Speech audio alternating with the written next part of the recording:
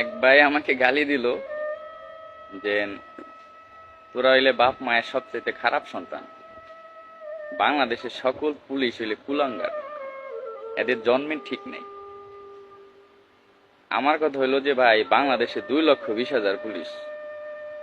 আমি মাইনে নিলাম বাংলাদেশে 2 লক্ষ পুলিশ বাপ মায়ের খারাপ সন্তান, কুলাঙ্গার, মূর্খ।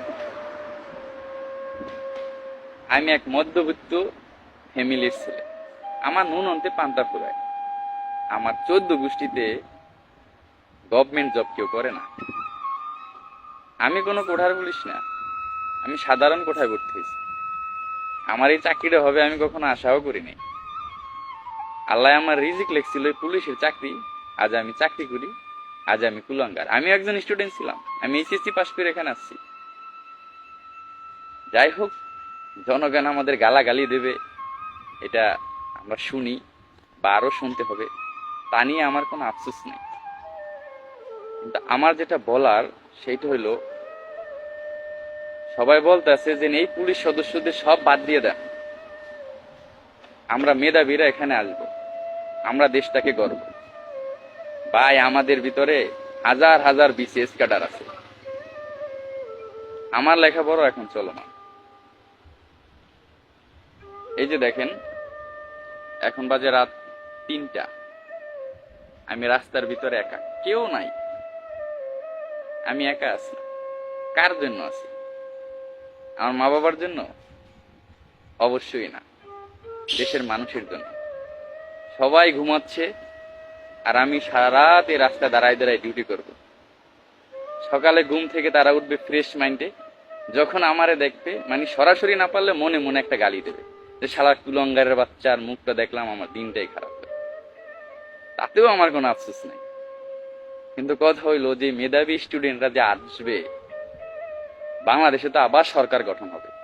আওয়ামী লীগ আসুক, বিএনপি আসুক, জামাত আসুক, XYZ যে কোনো সরকার আসতে পারে। দেশের পরিস্থিতি তো আবারও খারাপ হতে পারে। তখন এই যে নূতন করে যে পুলিশ বাহিনী গঠন হবে বা যারা আসতে চাচ্ছেন, ভাই আপনাদের কি গালি দেবে না? কিন্তু আপনারা তো কুলাঙ্গার মায়ের সন্তান না, আপনারা তো আদর্শ মায়ের আদর্শ সন্তান। আপনারা বাংলাদেশ গঠন করার জন্য পুলিশ বাহিনীতে আসতে চাইছিলেন, তো আপনাদের তো তখন গালি দেবে। কেমন লাগবে তখন আপনাদের? সব পুলিশ খারাপ না ভাই, সবাই এক না, সবাইকে এক পালায় মাইপেন। 3,000 পুলিশের নিয়োগ আসলে 18 লক্ষ আবেদন করে।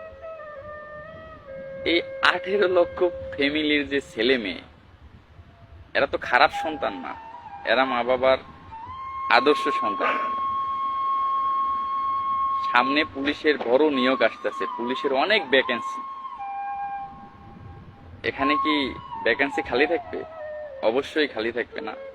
সবাই পুলিশের চাকরির জন্য আবেদন করবে, সবাই চেষ্টা করবে। যখন চাকরিটা হবে সেও বলবে আলহামদুলিল্লাহ, আমি গর্ববোধ করছি, আমি একজন বাংলাদেশ পুলিশ বাহিনীর সদস্য হতে পেরেছি। এই কথাটা আমিও বলছিলাম যখন চাকরিটা পাইছিলাম। মা বাবার মুখে হাসি ফুটছিল, আমার মুখেও হাসি ফুটছিল।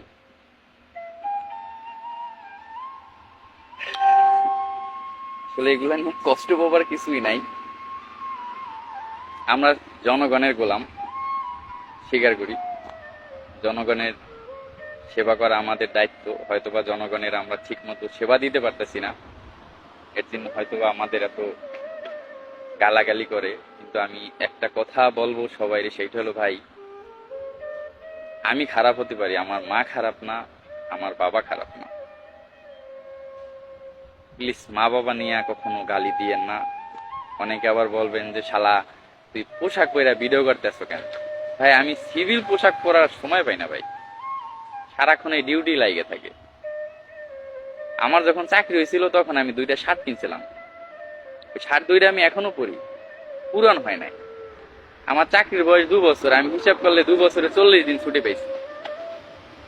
40 দিনে 2টা শার্ট পূরণ হয়ে যাওয়ার কথা না, বা আমার যায় না, কারণ আমি হইলাম গরিব ঘরের সন্তান। আমার 40 দিনে 2টা শার্ট পূরণ হয় না। আমি ওই শার্ট 2টা আরো 2 বছর পড়তে পারবো ইনশাল্লাহ। ঠিক আছে, কিন্তু এখন এই পোশাক পরে ভিডিওটা করতে বাধ্যই হইলাম। যাই হোক, আমি আর কখনো পোশাক পরে ভিডিও করব না। আর যারা গালাগালিজ করেন তাদের কাছে একটা অনুরোধ থাকবে যে ভাই, আমারও মা আছে, বাবা আছে, আমারও বোন আছে, আত্মীয় স্বজন আছে, প্লিজ আমার জন্য আমার ফ্যামিলিটাকে খারাপ ভাববেন না। আমি আমার মা বাবাকে অনেক রেসপেক্ট করি, অনেক সম্মান করি। আমি বাংলাদেশ বাংলাদেশ পুলিশ বাহিনীকে আমি খুব ভালোবাসি, বাংলাদেশের মানুষকেও খুব ভালোবাসি। আপনারা গালি দেবেন, সহ্য করে নেব, কিন্তু মা বাবাকে দিয়েন না ভাই, বুকের বাম পাশে লাগে ভাই।